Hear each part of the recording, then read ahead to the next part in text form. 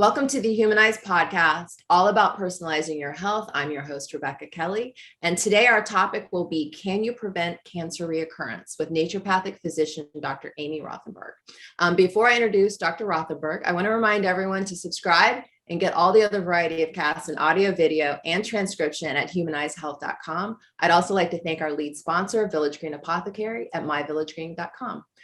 Dr. Rothenberg is a licensed naturopathic physician who has been working with patients since 1986.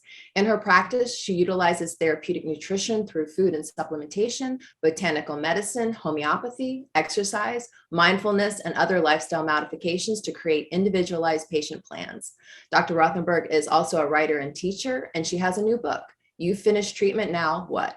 Which is a roadmap for lifestyle and natural medicine approaches to address health challenges that persist after cancer care and to reduce the risk of reoccurrence. Written for cancer survivors, thrivers, those who care for them, as well as healthcare providers. You Finished Treatment highlights the evidence for an integrative approach to healing. As a cancer survivor thriver herself, she makes sense of an overwhelming topic in a user-friendly, accessible way, providing actionable information and inspiration. Thanks for being back with us, Dr. Rothenberg. Thank you very much for having me. Some patients ask, if I already had cancer, does my lifestyle really matter? That's a question I have all the time, everything from people who smoke to eat very unhealthy sort of standard American diets, et cetera. They'll say, well, the worst thing already happened. Does it matter? Do those things really matter? And I can assure you 100% that those things do matter, that improving one's lifestyle and diet and removing certain things that are known carcinogens can definitely impact your chance of survival. So it's never too late to change. Incremental change that is enduring is helpful. We always start slowly. We figure out where the leverage points are with a patient where we can make those changes to help them feel better and also to live better lives, healthier, longer lives. I like to, my part of my job, I feel, is to empower people to realize the absolute capacity they have for improving their health. And then also give the plan, but then also act as a cheerleader to help the person stay true to the plan and make it in a way that is accessible to that person and their basic nature, their finances, the support systems they have in their home and work communities. You can make a wonderful plan, but if a person won't do it or won't stay with it, it doesn't really help. But the answer to your question is, it's never too late to improve your lifestyle to help impact your chance of having more cancer-free time and having a better quality of life. Can natural medicine and lifestyle approaches really help prevent reoccurrence? I mean, does that make, and if so, right, what are those kind of things that you would recommend that they do? So they are going to help. There's wonderful research on the impact of certain lifestyle approaches to help reduce the chance of having recurrence. So we know that exercise is high on that list, and anti-inflammatory diet is high on that list. You can listen to the previous episode with me about that. We also know that removing toxins from the environment in our home, in terms of our personal care products, our cleaning products, the foods that we eat, also can help to reduce recurrence, because we're removing things that are challenging for our systems to detoxify from. We also know that spending time working on the microbiome and creating a microbiome that is really robust and diverse can help to support optimal immune function. And cancer survivors, like everybody, but in particular, are very dependent on a well-functioning immune system to be able to go after any wayward cells, any cancer cells that are trying to set up shop.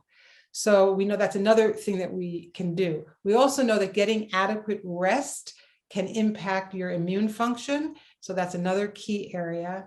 We also know that the mind and the head game and the psychological aspects of being alive, when people are under a lot of stress and that have that long-lasting stress response, that also impacts immune function. So there are many leverage points that we have with patients to try to look at what is their life like right now, and where are places that we can help them so they have better chances to go longer without a recurrence, or maybe not have a recurrence ever again and die when they're very old of something else. I love that. So if there were things like, let's say there's three things that you could do that is at the top of like what can help people with their odds for not getting cancer again, what would those, because you mentioned a bunch of things, right? So it sounds like to me it's a radical, in a way, lifestyle change, but for the better, right? All the things that you mentioned sound great, right? Being very careful about your stress levels, being careful about what you eat, detoxifying your environment. Like those are things that are just really good for anybody, right? Generally, but 100%. especially for someone who has already had some challenges. So what would be those things that you would recommend that are kind of at the top if someone's going to look at that?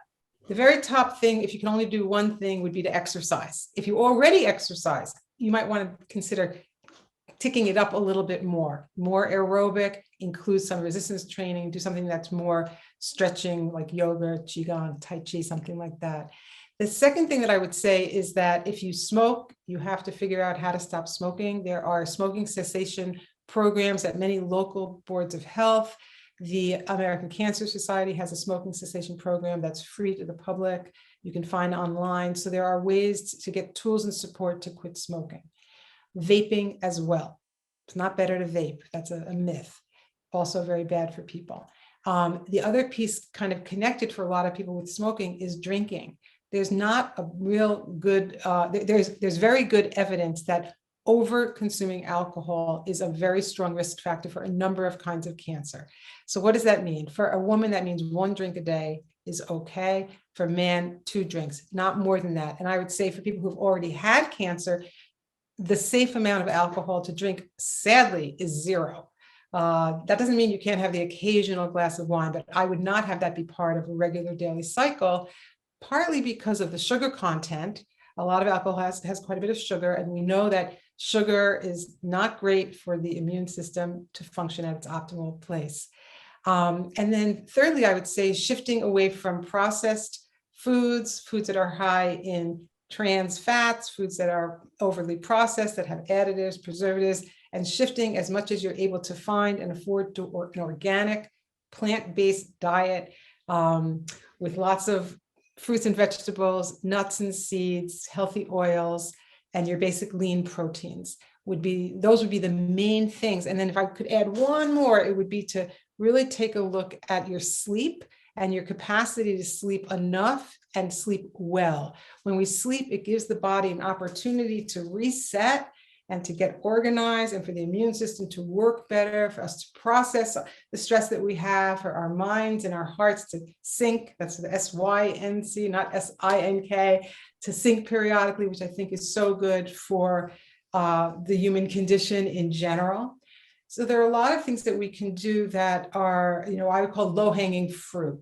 And if you find a naturopathic doctor who can help you, or an integrative medicine doctor who can help you, it's not all about taking a fistful of vitamins. That's part of a natural medicine approach for cancer survivors, but honestly, there's so much more related to lifestyle that has a very, very long reach and a lot of research to support it. I'm not like making it up or hopeful and wishful about these things. There's some really wonderful evidence to show that these kind of approaches do impact quality of life as well as health outcomes. Wow. So I really like that you're kind of talking about the personalized nutrition medicine aspect of this, right? Obviously, humanized health, right? And taking a look at yourself and what it is that you're dealing with and how to address that. Do you have your book? Can you? I do. I have it right on my lap. For that. You finished treatment now, what a field guide for cancer survivors. And you can find it anywhere books are sold. And softback like this, hardback, ebook, and audio are also available. So I hope people will read it and share it with the people that they know and love who need it. I feel like I have an incredible opportunity as a cancer survivor myself and as a naturopathic doctor to bring together the conventional and the natural medicine approaches to help people. People are suffering unnecessarily. They're alive, which is fabulous, but they don't feel very good and they can't enjoy the things they once enjoyed.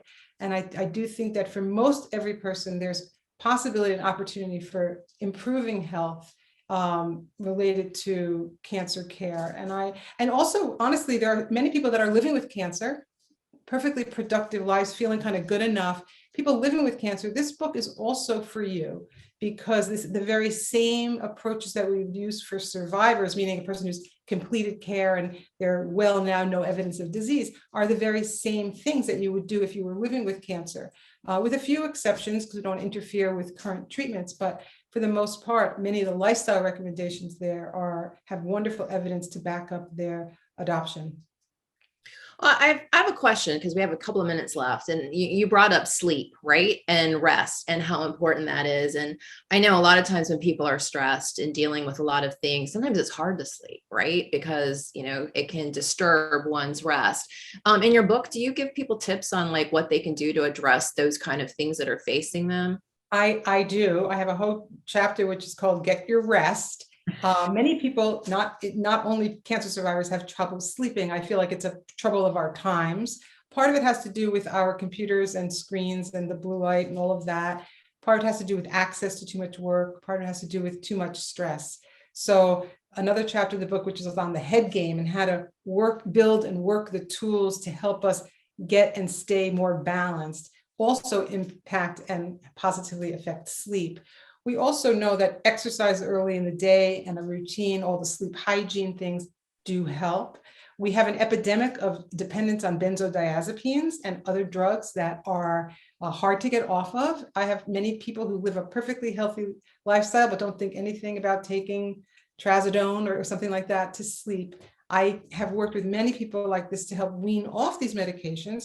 These medications were never intended to be used in the long run. They were supposed to be used in the short term.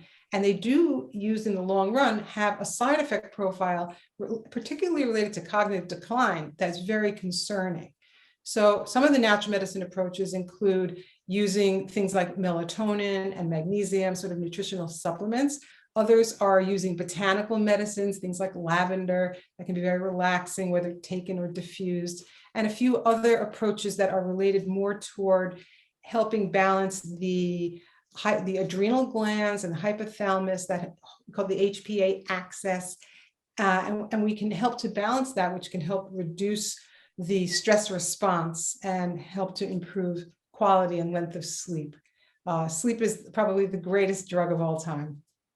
I love my sleep, and when I can't have it, it's a very frustrating thing. So I'm so glad you've addressed that in your book. Thanks so much, Dr. Rothenberg. These are really valuable insights.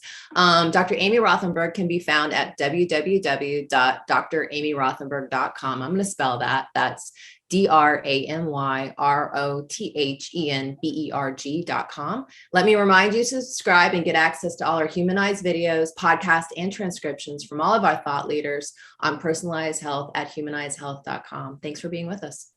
Thank you for having me.